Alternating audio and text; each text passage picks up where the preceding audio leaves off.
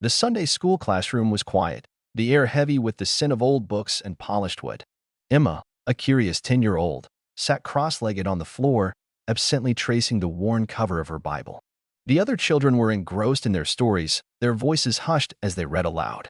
Sister Margaret stood at the front, her gentle voice narrating the tale of David and Goliath. But Emma's mind wandered. She shifted her legs, and that's when she saw it, a faint movement beneath the floor grate in the corner of the room. At first, she thought it was just a trick of the dim light, shadows dancing through the stained glass windows. But then it happened again, a flicker of motion, something shifting beneath the floor.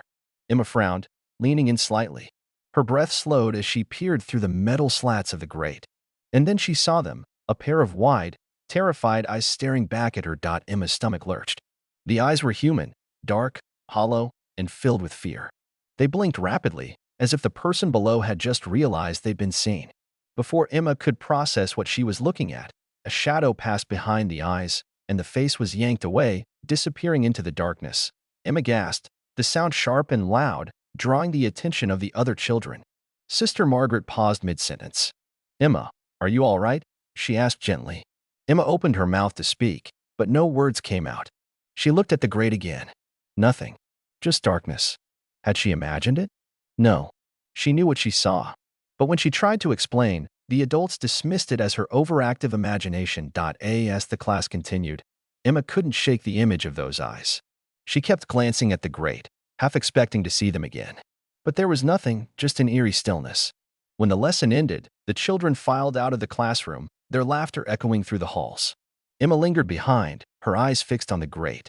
She knelt down and pressed her ear against the cold metal, listening intently. For a moment, there was only silence. Then, faintly, she heard it, a muffled sob, followed by the sound of footsteps moving away. Emma's heart raced. She stood up quickly, her hands trembling. She wanted to tell someone, but who would believe her? The adults had already dismissed her story.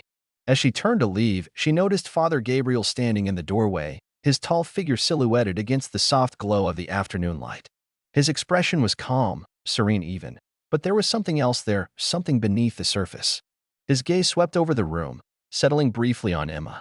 He smiled, a slow, measured smile that made her stomach twist. "Good afternoon, children," he greeted, his voice deep and smooth. The class murmured their responses, but Emma remained silent. She couldn't shake the feeling that Father Gabriel knew something he wasn't telling. That night, Emma lay in bed, staring at the ceiling. The image of those eyes haunted her, and the sound of the muffled sob echoed in her mind. She tossed and turned, unable to sleep. Just as she was about to drift off, she heard it again, a faint, muffled cry coming from beneath her bedroom floor. Her heart pounded as she sat up, frozen in fear. The cry came again, louder this time, followed by the sound of footsteps moving beneath her. Emma's blood ran cold. Someone, or something, was under her house. She grabbed her flashlight and crept out of bed, her hands trembling as she shone the light on the floor. The sound seemed to be coming from a loose floorboard near the corner of the room. Emma knelt down and pried it open, her breath quickening as she peered into the darkness below. What she saw made her stomach churn. A narrow, dirt-walled tunnel stretched into the shadows, leading toward the church. At the far end, a faint light flickered, and the sound of muffled sobs echoed through the passage. Emma's mind raced. Who was down there? And why were they crying? The next morning, Emma told her brother Noah what she had seen and heard. At first, he brushed it off, thinking it was just another one of her wild stories. But when he saw the fear in her eyes, he agreed to investigate. Together, they lifted the loose floorboard and peered into the tunnel. Noah grabbed a flashlight and crawled inside, Emma close behind. The tunnel was narrow and damp, the air thick with the smell of earth and decay. As they moved deeper, the sound of muffled sobs grew louder. Finally, they reached the end of the tunnel, where it opened into a small, dimly lit room. Noah shone the flashlight around, and what they saw made their blood run cold. The room was filled with small beds, each one barely large enough for a child. Chains hung from the walls, and a thin, soiled blanket lay crumpled in the corner. But what terrified them the most was the figure huddled in the shadows, a young girl, no older than Emma, her face pale and her eyes wide with fear. She looked up at them, her lips trembling as she whispered, "Please, help me." This shocking discovery sets the stage for the rest of the story, as Emma and Noah realize they've stumbled upon something far more sinister than they could have imagined. The mystery deepens, And the stakes grow higher as they uncover the horrifying truth hidden beneath St. Vincent's Church. Noah and Emma scrambled out of the tunnel, their hearts pounding. The young girl they had found, Sophie, clung to Emma, her thin frame trembling. Noah's mind raced. What had they just stumbled upon? A hidden room beneath the church, filled with chains and small beds, and a terrified girl who begged for help. This was no ordinary mystery. It was something far darker. Noah knew they couldn't handle this alone. He remembered his friend Jack, whose father was a detective. Maybe he could help. The next day, Noah approached Jack at school and told him everything. Jack's eyes widened as he listened, and by the end of the story, he was already pulling out his phone. "My dad needs to hear this," Jack said firmly. Detective Oliver West was a man of sharp instincts and unwavering determination. When Jack told him about Emma's discovery in the hidden room beneath St. Vincent's Church, West's interest was immediately piqued. He had spent years solving cases that others deemed impossible, and this one had all the hallmarks of something sinister. West arrived at the church the next day, posing as a concerned parishioner. He walked through the halls, his sharp eyes taking in every detail. The church was old, its walls lined with faded paintings of saints and martyrs. The air was heavy with the scent of incense and candle wax. But beneath the surface, West sensed something was off. The way Father Gabriel watched him, calm, calculating, almost amused, set off alarm bells in his mind. That night, West returned to the church under the cover of darkness. He found the floor grate Emma had described and pried it open. The narrow tunnel beneath led him to the hidden room. The sight made his stomach churn. Small beds lined the walls, their sheets thin and soiled. Chains hung from the ceiling, and a faint, musty odor filled the air. West's flashlight caught something on the far wall, a leather-bound notebook. He opened it and froze. Inside were names, dates, and cryptic notes. It was a ledger, a record of children who had been taken. As West flipped through the notebook, a faint sound echoed through the tunnel. He turned, his flashlight cutting through the darkness. A figure stood at the entrance of the room, Father Gabriel. The priest's expression was calm, almost serene, but his eyes glinted with something darker. "Detective West," Gabriel said, his voice smooth and measured. "I didn't expect to see you here." West straightened, his hand instinctively moving toward his gun. "Father Gabriel," he replied, his tone steady. "Care to explain what this place is?" Gabriel smiled faintly. "This is a place of refuge, Detective. A sanctuary for those in need." West's jaw tightened. "Refuge? Chains and locked doors don't exactly scream sanctuary." Gabriel's smile didn't waver. "Sometimes, Detective, we must make difficult choices to protect the innocent. But I assure you, there's nothing here that concerns you." West stepped closer, his voice low and firm. "A child went missing a few weeks ago. And now I find this. You expect me to believe it's a coincidence?" Gabriel's expression darkened, just for a moment. Then he sighed, as if disappointed. "You're a persistent man, Detective. But persistence can be dangerous. Some things are better left buried." Before West could respond, Gabriel turned and walked away, his footsteps echoing softly in the tunnel. West stood there, his mind racing. Gabriel's calm demeanor was unnerving, but it only confirmed West's suspicions. The priest was hiding something far worse than he could imagine. The next day, West began digging into Gabriel's past. What he found was chilling. Gabriel had been transferred multiple times over the years, each time to a small, isolated town. And in each town, children had gone missing, children who were never found. The cases were always dismissed as runaways or accidents, but West knew better. There was a pattern here, and Gabriel was at the center of it. West's investigation led him to Brookhaven, a town 3 hours away where Gabriel had served as a priest 7 years earlier. There, he met with an elderly woman who had been a member of the church. When West mentioned Rachel Porter, a 9-year-old girl who had disappeared during Gabriel's tenure, the woman's face paled. "Rachel was a sweet girl," the woman said, her voice trembling. "She came to Sunday school every week. One day, she just vanished. We searched everywhere, but—" Her voice trailed off, and she looked away. West leaned in. "What about Father Gabriel? Did anyone suspect him?" The woman hesitated, then whispered, "Some things are better left alone, Detective. You don't know what you're dealing with." Back in St. Vincent's, West returned to the hidden room beneath the church. This time, he brought Noah and Jack with him. The boys were hesitant but determined to help. As they searched the room, Noah noticed something West had missed, a small, rusted door hidden behind one of the beds. It was barely visible, its edges blending into the wall. West pried the door open, revealing a narrow staircase leading further underground. The air grew colder as they descended, the walls damp and slick with moisture. At the bottom, they found another room, larger, darker, and far more horrifying. Chains hung from the walls, and the floor was littered with discarded toys and torn clothing. But what made West's blood run cold were the names scratched into the walls, dozens of them, some faded with time, others fresh and jagged. Noah shone his flashlight on one of the names. "Emma," he whispered, his voice trembling. "Her name is here." West's jaw tightened. This wasn't just a hiding place, it was a prison. And Gabriel wasn't working alone. Someone else was involved, someone who had been watching, waiting, and taking children for years. As West and the boys emerged from the basement, they knew they were dealing with something far bigger than they had imagined. The names on the walls, the ledger, and Gabriel's cryptic warnings all pointed to a horrifying truth. But uncovering that truth would come at a cost, one that none of them were fully prepared to pay. Detective West stood in the dimly lit basement, his flashlight beam sweeping over the names scratched into the walls. Each one represented a child, a life stolen, a family shattered. Noah and Jack stood beside him, their faces pale with shock. The air was heavy with the weight of what they had discovered. "We need to get out of here," West said, his voice low but urgent. "This is bigger than we thought. Gabriel isn't working alone." As they climbed back up the narrow staircase, West's mind raced. The ledger, the hidden rooms, the names on the walls, it all pointed to a network, a system designed to hide the truth. But who else was involved? And how far did this go? The next morning, West reached out to Lisa Carter, a crime journalist he had worked with in the past. Lisa had a reputation for digging up stories that others couldn't or wouldn't touch. When West explained what he had found, Lisa's tone turned serious. "Gabriel's name has come up before," she said. "Not in any official reports, but in whispers. People talk, West. They say he's connected to something much larger, a network that operates in the shadows." West clenched his jaw. "I need proof, Lisa. Names, locations, anything that can tie Gabriel to this." Lisa hesitated. "I'll see what I can find. But be careful, West. If this is as big as I think it is, you're stepping into dangerous territory." Later that day, West returned to St. Vincent's Church, this time to question the janitor, Paul Simmons. Simmons was a quiet man, his face lined with years of hard work. When West approached him, Simmons's expression turned wary.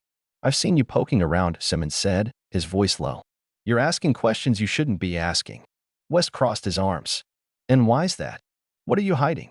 Simmons glanced around, as if making sure no one was listening. "You think Gabriel's the only one? He's just a piece of the puzzle. There are others, people with power, money, influence. They don't take kindly to outsiders digging into their business." West stepped closer, his voice firm.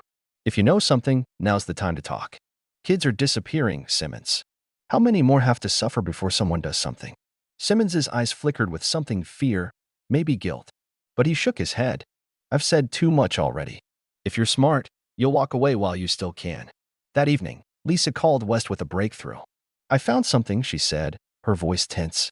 "Gabriel's name is linked to a property outside of town, an old farmhouse.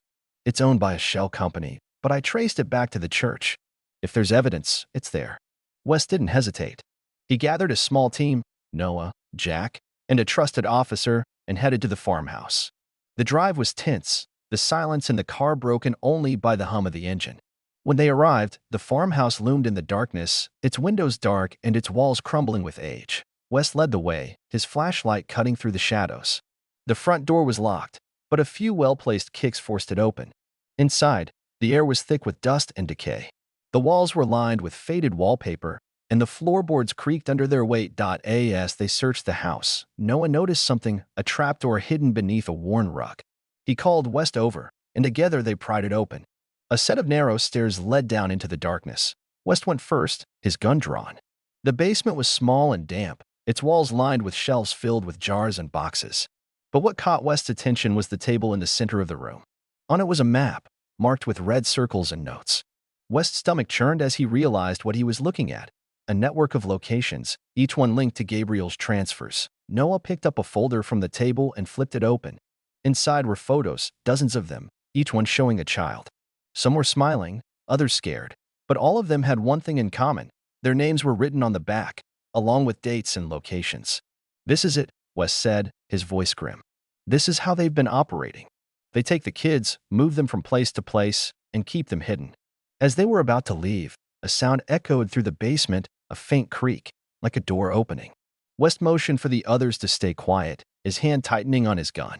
Footsteps moved overhead, slow and deliberate. Someone was in the house.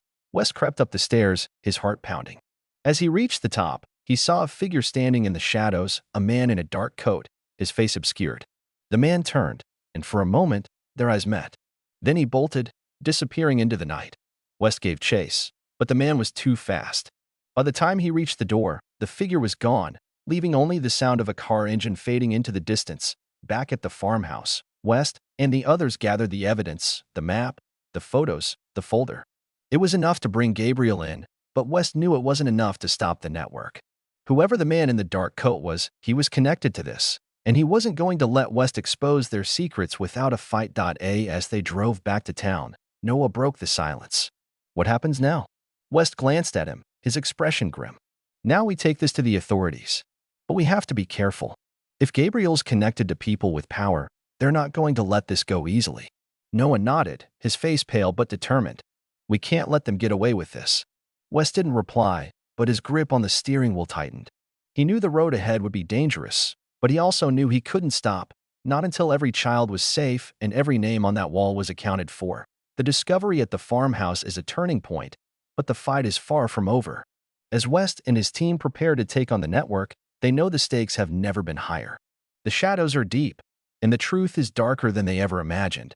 Detective West sat in his car outside the precinct, staring at the folder of evidence they had recovered from the farmhouse. The photos, the map, the ledger, it was all there. A damning trail leading back to Father Gabriel and the shadowy network he was part of. But West knew it wasn't enough. They needed more names, connections, something concrete to bring the entire operation down. As he flipped through the photos, one caught his eye. It was a picture of a young boy, no older than 8, with a name scrawled on the back. Michael. West's stomach churned. Michael was one of the names scratched into the basement walls at St. Vincent's. He was still missing, and West was determined to find him. Later that evening, West received a call from an unknown number. The voice on the other end was hushed, urgent. Detective West? I have information, but you need to meet me alone. No cops, no backup. If you want to find Michael, come to the old mill outside town. Midnight. Before West could respond, the line went dead. He stared at his phone, his mind racing. It could be a trap, but it was also the best lead they had. He couldn't afford to ignore it. The old mill stood on the outskirts of town, its silhouette looming against the night sky. West parked his car a distance away and approached on foot, his gun drawn. The air was thick with the scent of damp wood and rusted metal. As he stepped inside, the floorboards creaked under his weight. Over here, a voice whispered. West turned, his flashlight beam cutting through the darkness. A figure stepped into view, a man in his late 30s, his face gaunt and his eyes darting nervously. He held up his hands. I'm unarmed. I just want to talk. West kept his gun trained on the man. Who are you? My name's Daniel, the man said. I used to work for them.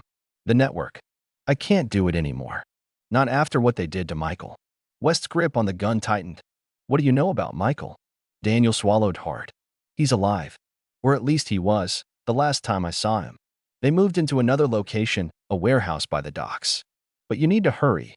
They're planning to move him again tonight. West studied Daniel's face, searching for any sign of deception. Why are you telling me this? Daniel's eyes filled with tears. Because I have a daughter. She's the same age as Michael. I can't live with myself knowing what they're doing to these kids. West didn't have time to wait for backup. He called Noah and Jack, instructing them to meet him at the docks but to stay out of sight. When he arrived, the warehouse was dark, its windows boarded up. A single light flickered near the entrance. West moved silently, his gun at the ready. He found a side door and slipped inside. The air was thick with the smell of oil and salt water. Rows of crates lined the walls, and the sound of muffled voices echoed through the space. As he crept closer, he saw them. 3 men, their faces obscured by masks, standing near a large crate. One of them was speaking into a phone. We're ready to move him. Just give the word. West's heart pounded. He had to act fast. He took a deep breath and stepped into the open, his gun raised. Freeze. Police. The men turned, their eyes widening in surprise. For a moment, no one moved. Then one of the men reached for his weapon, and West fired. The shot echoed through the warehouse, and chaos erupted.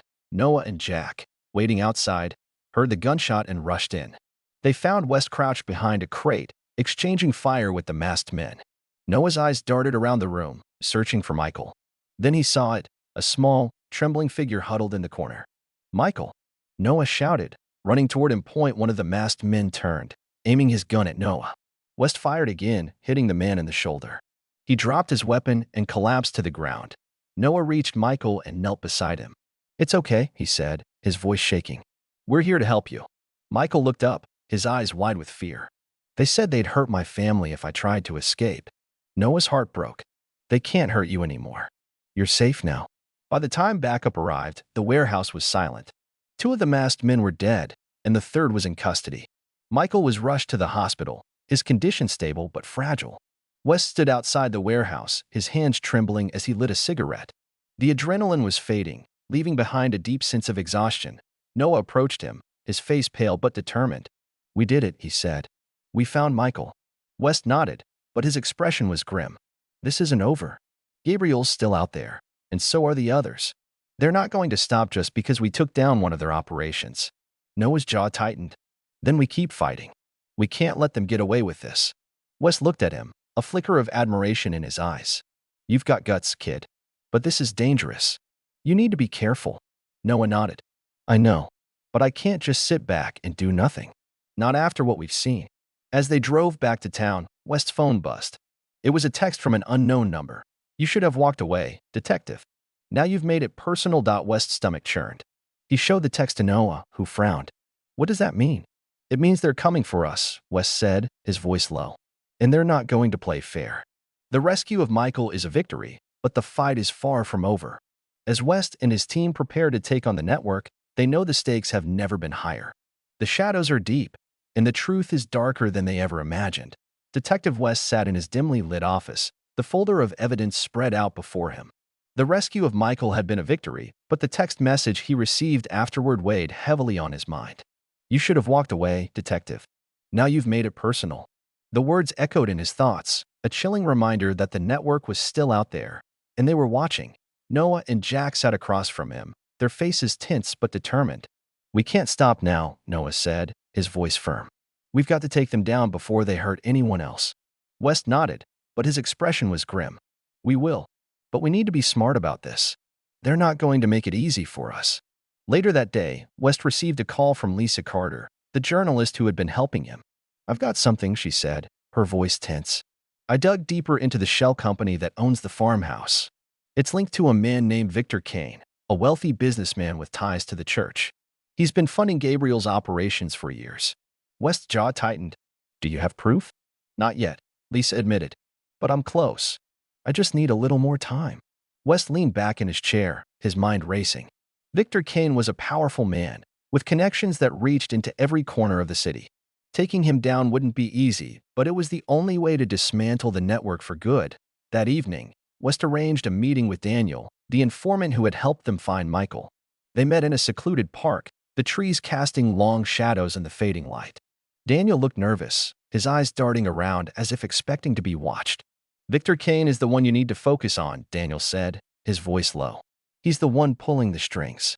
But he's careful, he never leaves a paper trail." West frowned. "How do we get to him?" Daniel hesitated, then reached into his pocket and pulled out a small USB drive. "This has everything you need. Bank records, emails, even a list of names. But you need to move fast. If Kane finds out I gave this to you, I'm dead." West took the drive, his grip tightening. "You've done the right thing, Daniel. We'll protect you." Daniel shook his head. "You don't understand. They're everywhere. You can't protect me. Just make sure this ends." As West and Noah left the park, they were ambushed.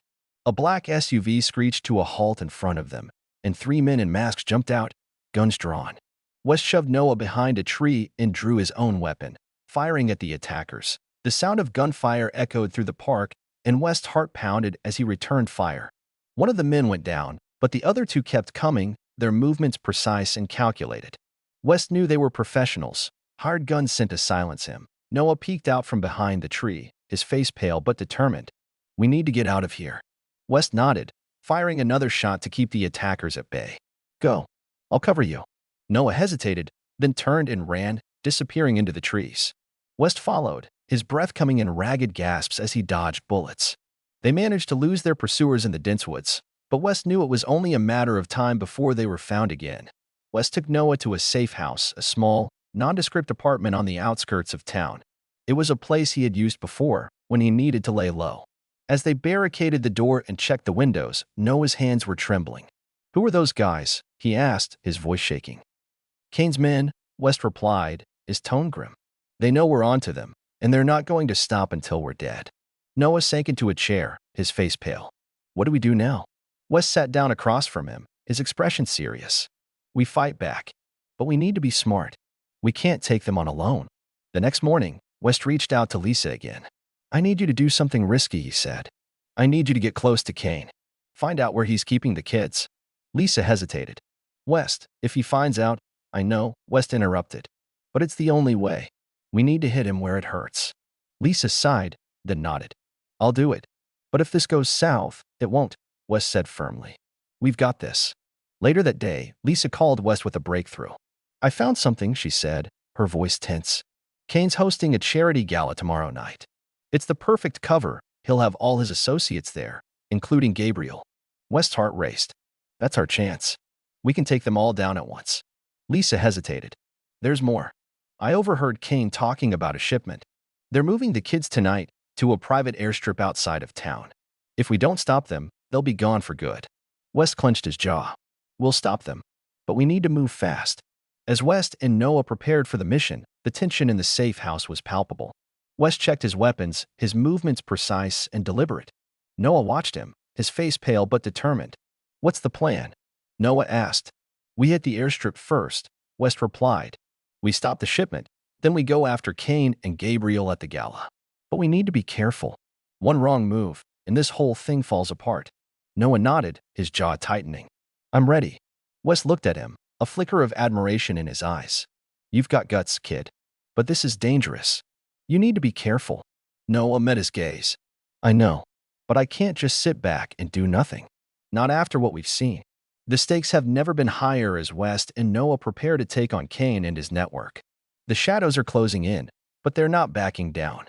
The fight for justice is far from over, and the truth is darker than they ever imagined. The private airstrip was cloaked in darkness, the only light coming from the dim glow of the hangar. Detective West and Noah crouched behind a stack of crates, their breath shallow as they watched the scene unfold. A small plane idled on the runway, its engines humming softly. Men in dark suits moved briskly, loading crates onto the plane. West's stomach churned as he realized what was inside those crates: children, hidden and silenced. Noah's hands trembled as he gripped the flashlight West had given him. "What's the plan?" he whispered. West's voice was low and steady. "We create a distraction, take out the guards, and get those kids out of there. Stay close to me, and don't do anything reckless." Noah nodded, his jaw tightening. "Let's end this." West moved first, tossing a flare into the center of the airstrip. It erupted in a burst of light and smoke, sending the guards into a panic. Shouts echoed through the night as West and Noah emerged from the shadows, guns drawn. "Police! Freeze!" West shouted, his voice cutting through the chaos. The guards hesitated, their eyes darting between West and the flare.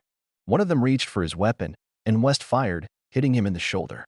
The man dropped his gun and fell to the ground, clutching his wound. Noah rushed to the crates, his hands shaking as he pried one open. Inside, a small boy blinked up at him, his eyes wide with fear. "It's okay," Noah said, his voice trembling. "We're here to help you." One by one, West and Noah freed the children from the crates, their small faces pale and terrified. West's heart ached as he counted them, 6 in total, each one a victim of Kane's twisted network. He radioed for backup, his voice urgent. "We've got the kids. Send ambulances and squad cars. Now."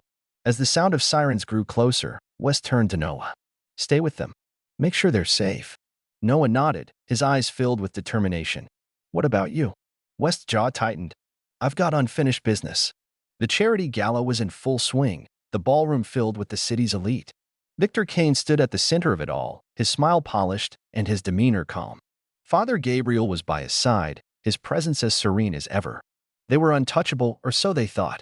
West entered the ballroom, his badge gleaming in the light. The crowd parted as he approached Kane, their murmurs growing louder. Kane's smile faltered, just for a moment, before he regained his composure. "Detective West," Kane said, his voice smooth. "To what do we owe the pleasure?" West's eyes were cold as he stepped closer. Victor Kane, you're under arrest for human trafficking, kidnapping, and conspiracy to commit murder. The room erupted in gasps, but Kane didn't flinch. You're making a mistake, detective. You have no proof. West held up the USB drive Daniel had given him. This has everything: bank records, emails, names. You're done, Kane. Kane's smile faded, replaced by a cold, calculating glare. He glanced at Gabriel, who nodded almost imperceptibly. Before West could react, Kane lunged, grabbing a knife from the table and slashing at him. West dodged, but the blade grazed his arm. He stumbled back, his gun slipping from his hand. The crowd screamed, scattering as Kane advanced, his eyes filled with rage. West fought back, his movements sharp and precise. He disarmed Kane with a swift kick, sending the knife clattering to the floor. But Kane was relentless, his strength fueled by desperation. They grappled, their breaths coming in ragged gasps as they fought for control. Across the room, Gabriel tried to slip away, but Noah blocked his path. "You're not going anywhere," Noah said, his voice trembling but firm. Gabriel's calm demeanor cracked, just for a moment. "You don't understand, boy. This is bigger than you." Noah's eyes burned with anger. "I understand enough. You hurt kids. You're a monster." Gabriel's lips curled into a sneer. "And what are you going to do about it?" Noah didn't hesitate. He swung his flashlight, hitting Gabriel square in the jaw. The priest crumpled to the ground, his serene facade shattered. Backup arrived moments later, swarming the ballroom and arresting Kane and Gabriel. West stood amidst the chaos, his arm bleeding but his resolve unshaken. He watched as Kane was led away in handcuffs, his polished smile replaced by a look of defeat. Noah approached West, his face pale but determined. "We did it," he said, his voice trembling. West nodded, placing a hand on Noah's shoulder.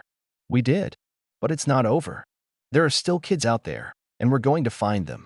The days that followed were a whirlwind of media coverage and police investigations. Victor Kane and Father Gabriel were charged with multiple counts of human trafficking, kidnapping, and conspiracy. The evidence West had gathered was enough to bring down the entire network, and arrests were made across the city. Emma and Michael were reunited with their families, their faces filled with relief and gratitude.